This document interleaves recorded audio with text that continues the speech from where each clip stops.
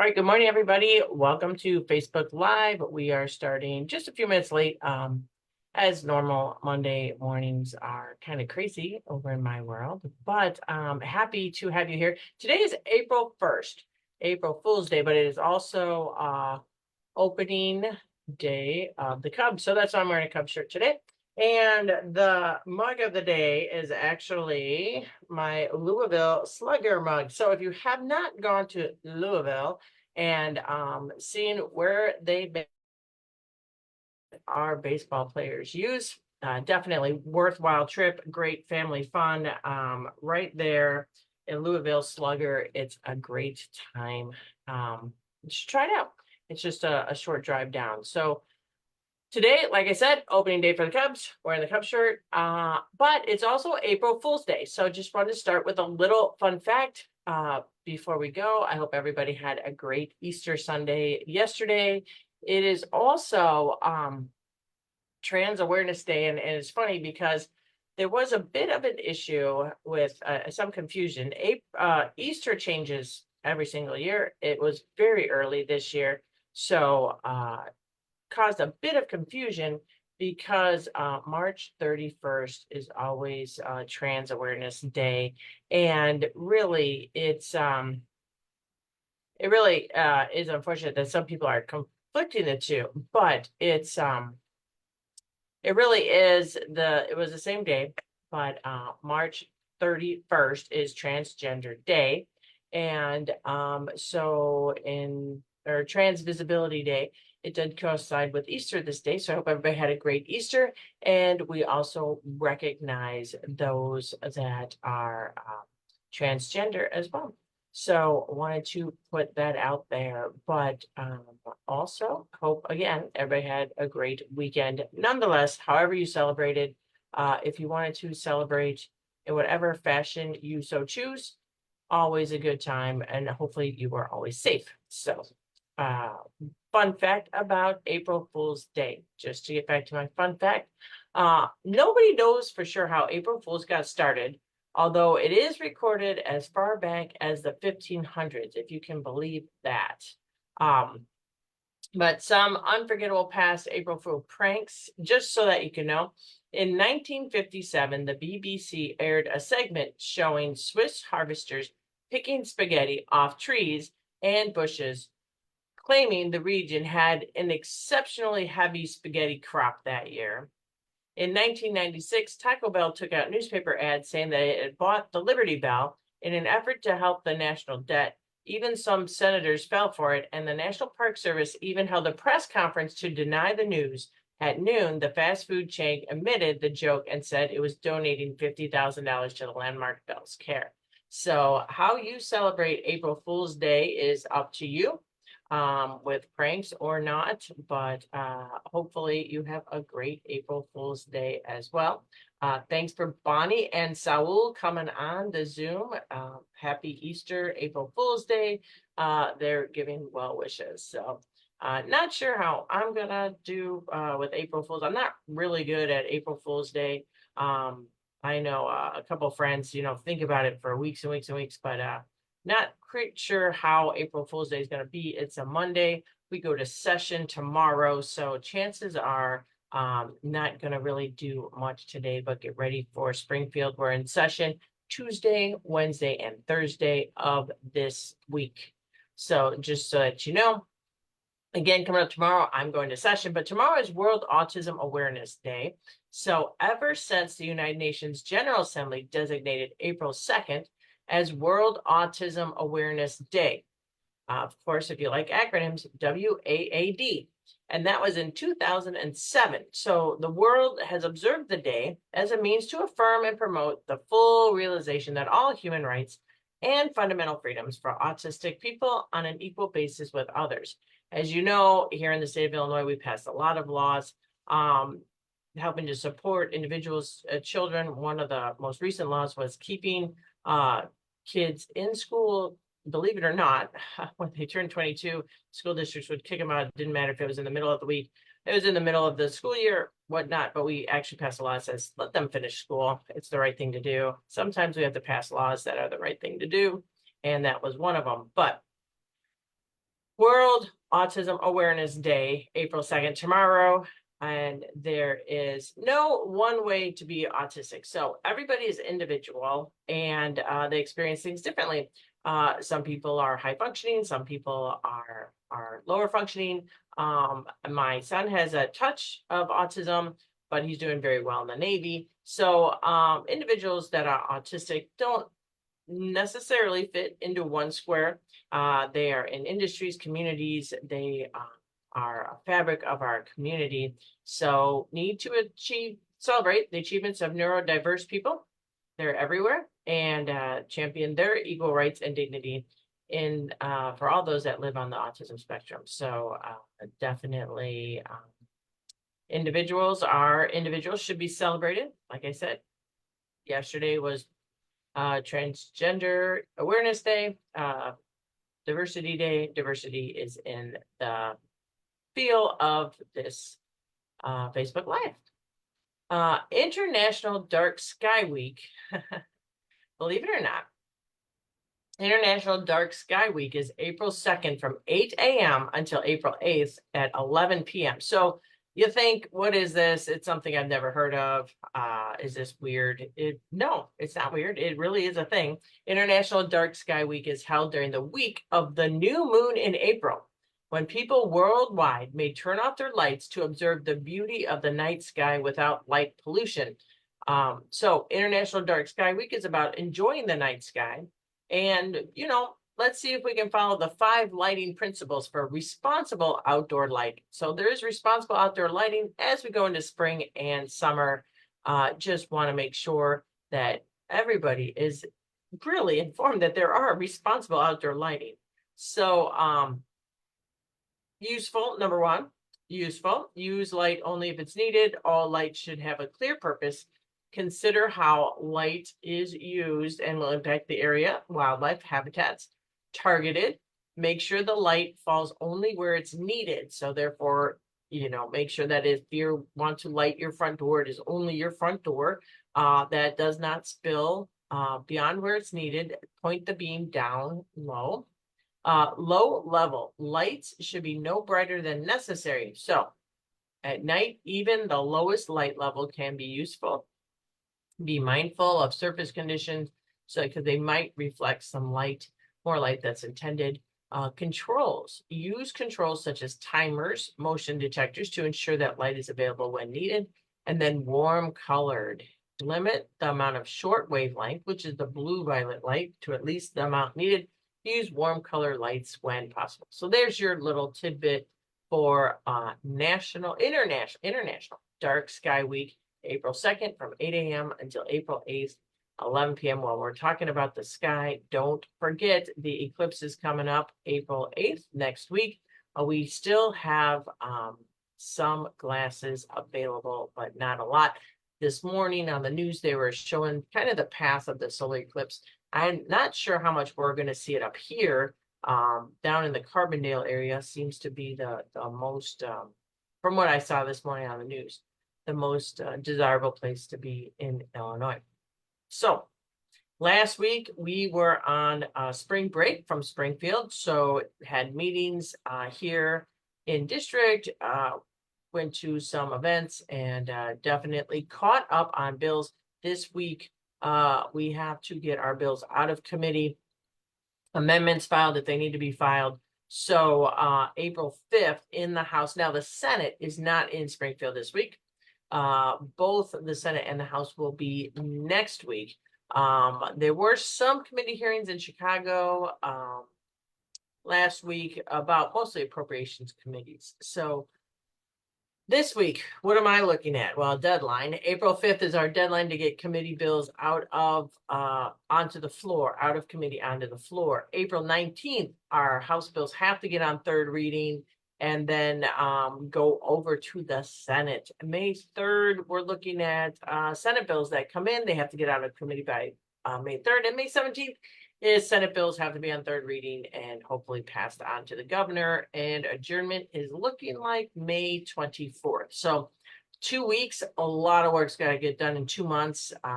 In these couple weeks, we need to get a lot of stuff going. So Really, really, it's gonna be a busy time in Springfield.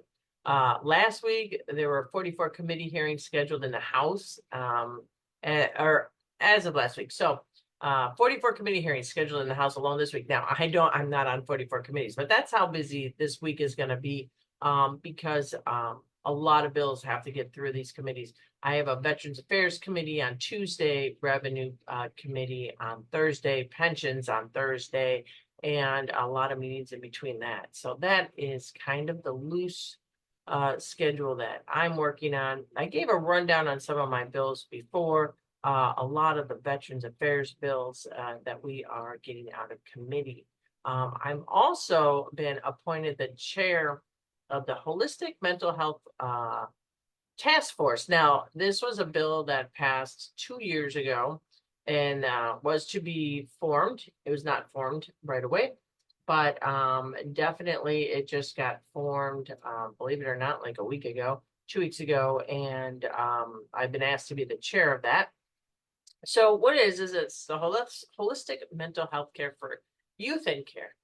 We talked about this before, to look at the mental health needs of children that are in our DCFS system, that are moving from their intact families, what we call it, mom and dad, and moving it into a foster family, and the mental stress and needs of these kids. So we will be doing that as well. So looking forward to really diving into the subject and helping out all the kids that we can with regards to that subject matter.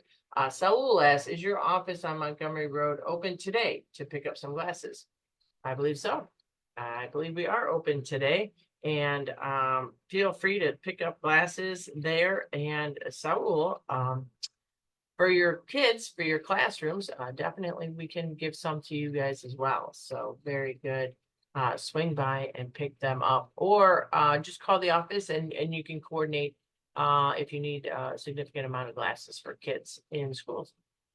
So looking at a couple of bills. So the Senate did pass some bills, and looking at some bills coming over from the Senate. So two bills are going to regulate battery disposal and storage.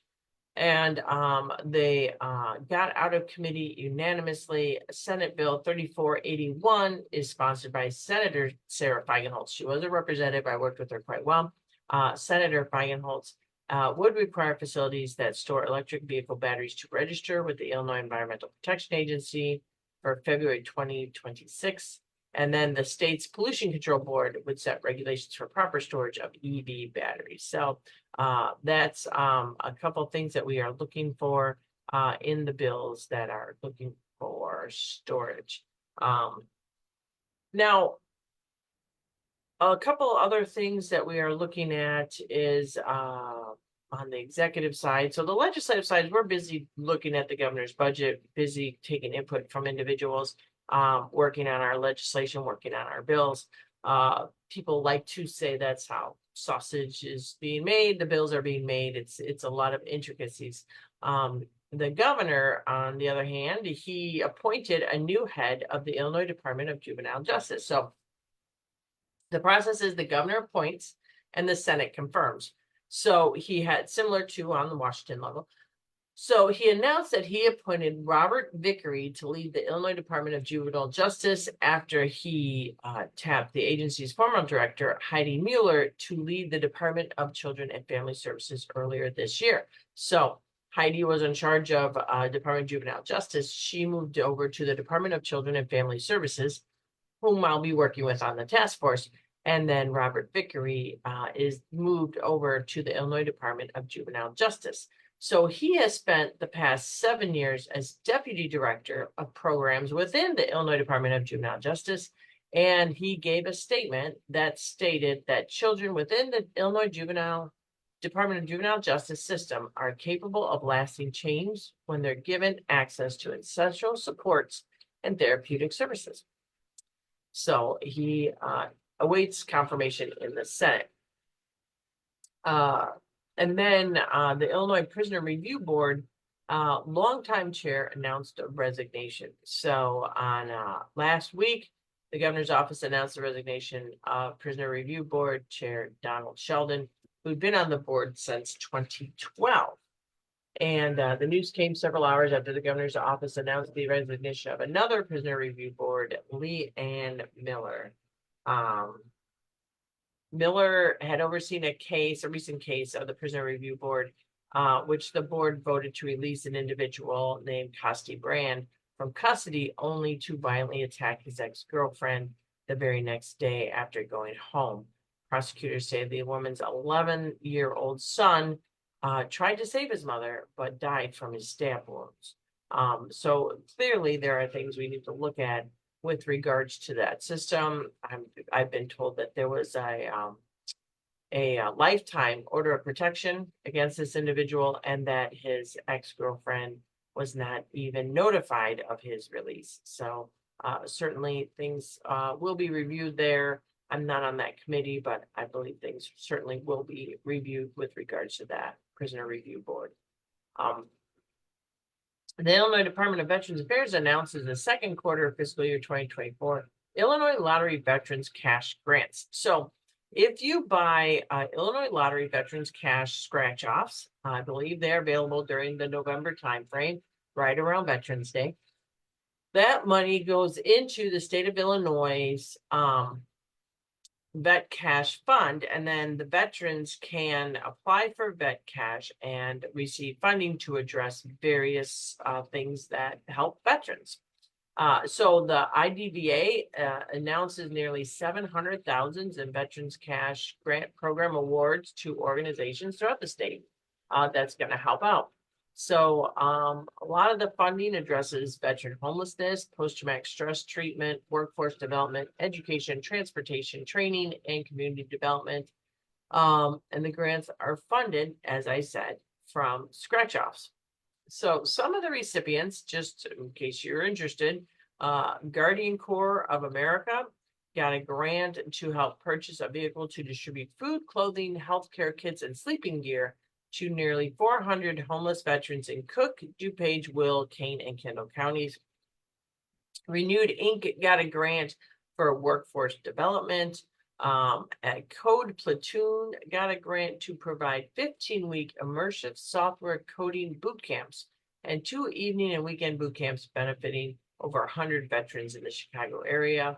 Citizens Helping Citizens got a grant to provide comprehensive transportation training program tailored to veterans transitioning from military service, featuring commercial driver's license training, freight brokers, dispatch training, and will train veterans in the St. Clair, Madison County area.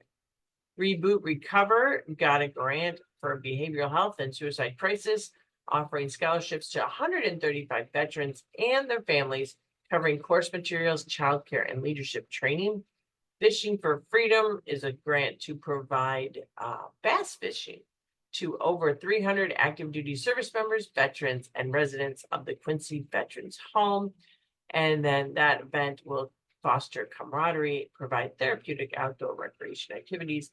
And then Soldier Scholar Veterans Home got a grant to provide stable housing for veterans at the risk of homelessness, particularly those seeking to advance their careers through education by securing housing near educational institutions.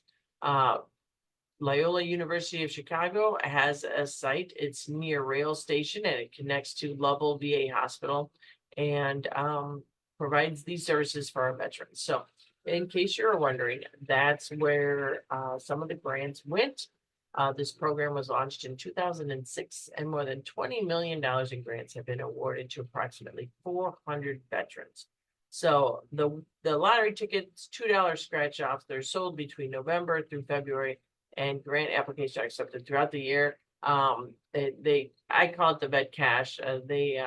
Winter Winnings is kind of the new name, but that is something to look at if you choose to play scratch off games.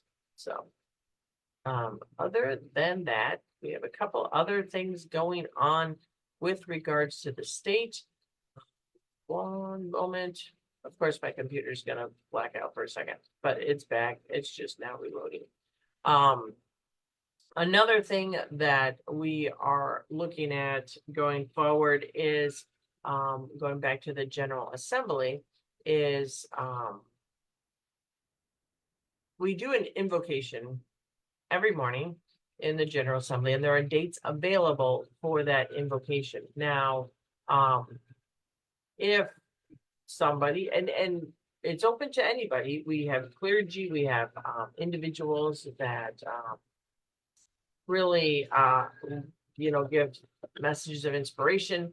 If anybody would like to participate in the invocation, call my office and we can see what dates are available.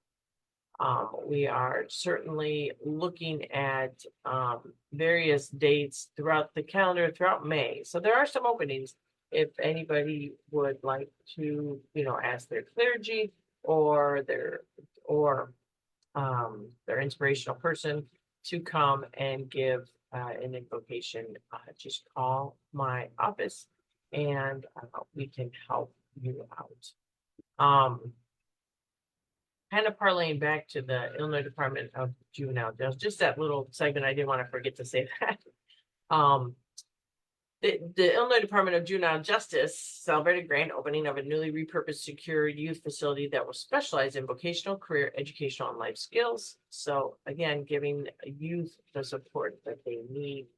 And then we did talk about last week the teachers shortage working group that was formed in the House.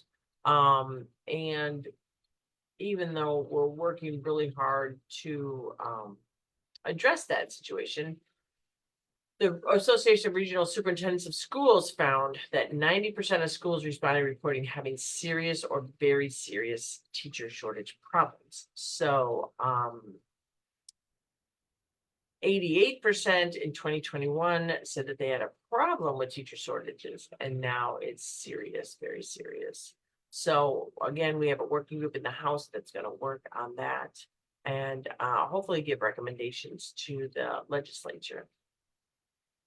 Looking at the Farm Bureau, so as you know, and these are things that come across my desk, as you know, Illinois is an agricultural state. So being an agricultural state, we food production is very, very important, and I get reports on that. Now, we are looking at the Illinois Equitable Access Towards Sustainable Systems program. And the state finally announced the launch of the program in early March, and farmers are just starting to get the benefits, the fiscal benefits that we are working on. And so they're just starting to see that.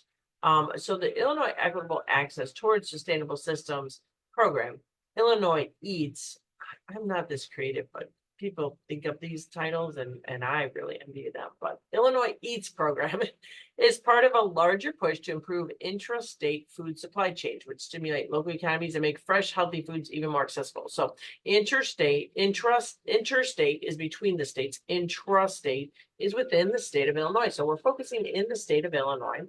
Farms make up 75% of Illinois' land, and 95% of the food consumed in Illinois is purchased out of the state. 3 million Illinoisans live in food deserts, and food pantries across Chicago have struggled to meet the demand. So farmers across the state spent several months ramping up production in anticipation of the program's target January start date, but the State Department of Ag and Human Services unexpectedly high demand and logistical hurdles delayed the rollout. So finally, now in March, farmers started to see this program get online. So as Illinois Eats get underway, farmers and advocacy groups applaud the announcement of the Local Food Infrastructure Grant Awards on Wednesday. So the state is funding grants designed to complement the Illinois Eats by giving farmers an avenue to purchase equipment they need to get their foods to local markets. So 250 applicants submitted proposals. So definitely, we set aside 1.8 million. The request came in about 23 million. So there's a lot of very, very much demand for local food. It's better for you. And hopefully we can continue to keep going down that road. If you live in DuPage County, so my district is Kane, Kendall, Will, and DuPage County. DuPage County is offering college and occupational training scholarships for low-income individuals with high academic potential. So you must be a resident of DuPage County.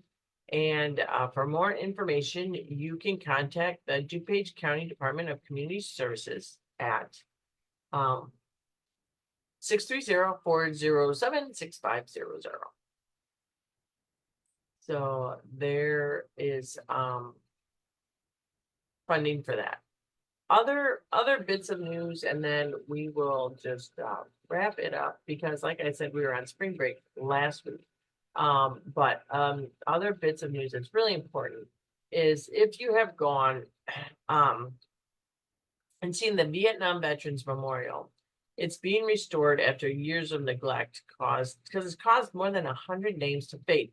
So the memorial, they have the names of 2,936 Illinois individuals killed, service members killed in Vietnam, and it serves as the centerpiece of Chicago's Riverwalk. It's been restored, and regular inspections and maintenance are scheduled. So some of the names and inscriptions on the memorial had faded and became difficult for friends and relatives to read after what was called years of deferred maintenance. So Mayor Brandon Johnson joined with Kevin Barzik, the director of the Mayor's Office of Veterans Affairs, and announced the restoration after the work was complete.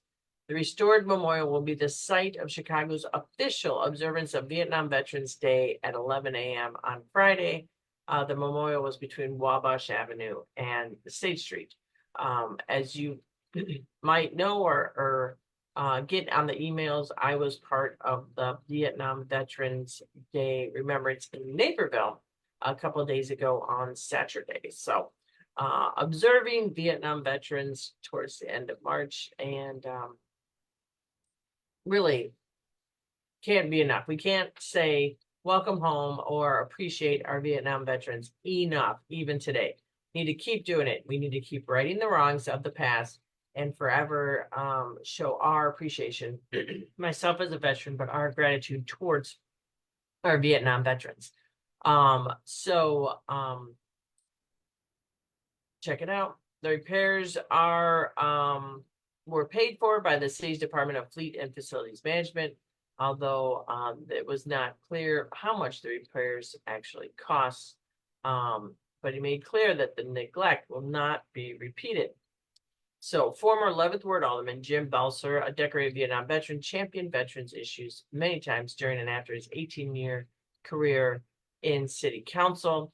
And he was wounded 3 times, suffers from PTSD, and received the Bronze Star for his 3 years of service in Vietnam. So definitely he's quite the role model to look at when we look at our Vietnam veterans and to never forget. He's mentioned that he will never forget how emotional he was on June 13th, 1986, when Chicago finally got around to holding a cathartic parade to welcome him and other Vietnam War veterans home, 11 years after the war had divided the nation and after the war had ended. More than 200,000 veterans marched before an estimated 500,000 cheering spectators. Wouldn't that be great if we have another just Vietnam veteran just welcoming? I know that they're a little bit more up in age these days, but that's just really something that we really need to make sure we do every day is appreciate our Vietnam veterans. Other than that, just in case you want a little bit of tidbit, Krispy Kreme donuts are coming to McDonald's. McDonald's unveiled on Tuesday. I wrote a note to this to offer Krispy Kreme products at the McDonald's locations across the United States. In case you missed that little bit of tidbit of information, I took a little note of that just to give you guys something to look forward to when you go to McDonald's, if you do tend to go to McDonald's. So one of the things that is kind of cool, I got note of this, and I think it's really cool. And I read about this maybe a couple days ago, last week. But in Springfield, Illinois has an art association. Springfield Art Association has a collection by local artists who gained international acclaim and is headed to the Smithsonian Institute in Washington, D.C. So if you go and visit the Smithsonian Institute in Washington, D.C. over summer break, Woman with a Monkey by Ethel Mars, believed to be a self-portrait created in Paris between 1906 and 1909. And it will be shown at the National Portrait Gallery as part of the exhibit Brilliant Exiles, American Women in Paris from 1900 to 1939. So this runs through April 26th through February 23rd, 2025. So you can go and visit this over summer if you do visit Washington, D.C. over the summertime. And who was Ethel Mars? She was born in 1876.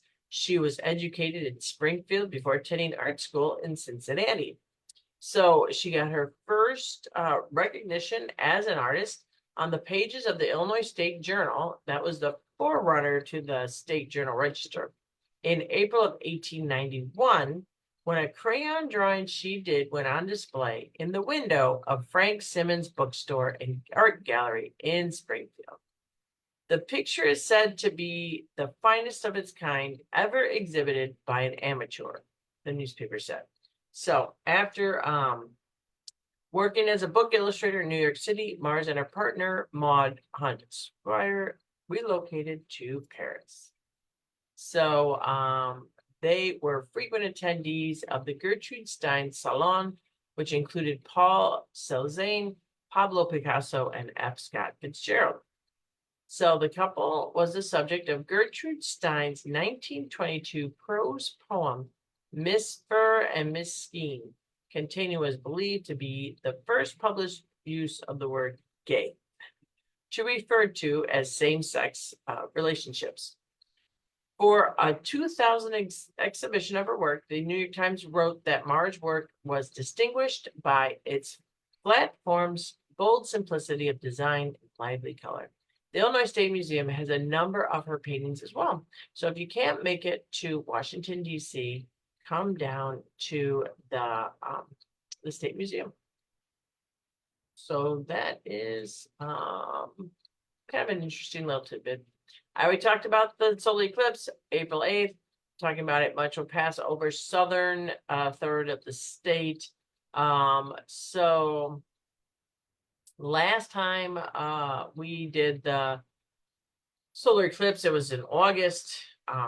There was a lot of people that were traveling to Southern Illinois University, or Southern Illinois area. I did travel down to Murfreesboro and hung out in a bipartisan fashion with now Senator Terry Bryant. She's a Republican from down there. She was very kind to open up her home and her yard for people to view the eclipse.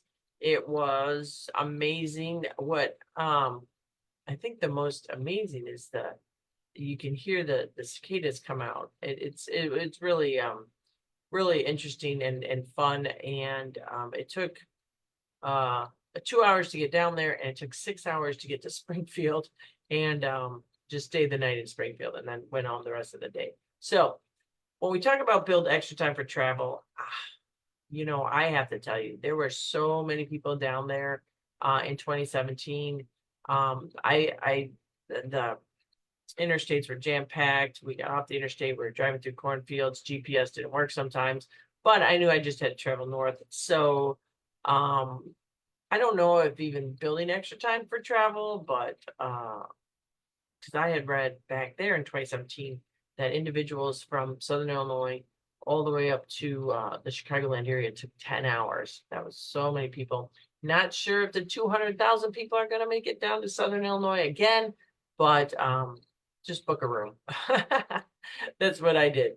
Don't stop in the middle of roads or bridges. You know, really plan your destination. Plan to go somewhere if you're going to see it. Don't take photos or wear eclipse glass while driving. That's kind of common sense. And just play it safe. There are 30 Illinois state parks, recreational areas in the path of totality, and dozen more sites like just outside the path. So it's going to be stunning. Make your reservations. It's next week. I don't know if you still can. Make sure for eye safety, but it's certainly certainly something to see. Make sure also that there are places with little to no Wi-Fi connection. So if you need anything to get around, Google Maps might not work if you're only planning on cell service. So something to keep in mind as well. So we're into spring. Just one more thing to let you know. Move more, sit less. The Centers for Disease Control wants you to be healthy. Eat healthy foods, drink a lot of water, get enough sleep, all the common sense things. Make sure you use your SPF, brush your teeth, don't use tobacco, all that fun stuff. Here in our area, Aurora, the GAR Memorial Hall and Museum hosts the latest exhibit on loan from the Smithsonian, World War I Lessons and Legacies. So they explore the war to end all wars and its lasting impact and far-reaching influence on American life. So if you are in downtown Aurora, go to the GAR. They are open Wednesdays and Saturdays at Downer Place, right there in downtown. So one of the things that going back to the memorial, the Vietnam ceremony in Naperville, which was really wonderful, is obviously Blue Star families. Blue Star families are those that have service members serving overseas. My son is serving over in Japan. Also in the General Assembly, leader Jahan Gordon Booth's son just got deployed to Africa. So Blue Star families. And the Department of Veterans Affairs recently signed what's called a 4+1 commitment, which is a partnership between the government and private employers developed by Blue Star Families, Hiring Our Heroes, and the Department of Defense's Military Spouse Employment Partnership to hire and support military spouses. So this is a way for employers to improve military spouse employment outcomes. And we've been looking at this on the state level. I have some legislation to try to work with this, because it's really hard on spouses. Let's just say we talked about the teacher shortage, and a spouse is a teacher in another state, and then they get relocated here. It could take a long time for that spouse to get their credentials here in our state. And so we are looking really, really diligently and closely and with regards to military spouses, and finding positions for them to be able to work at. And they shouldn't, military spouses shouldn't sacrifice their careers or have gaps in their career because of the military service of their significant others. So we're working with regards to that as well. On the state level, all that we can do, and I'm encouraged that the federal level is looking at it as well.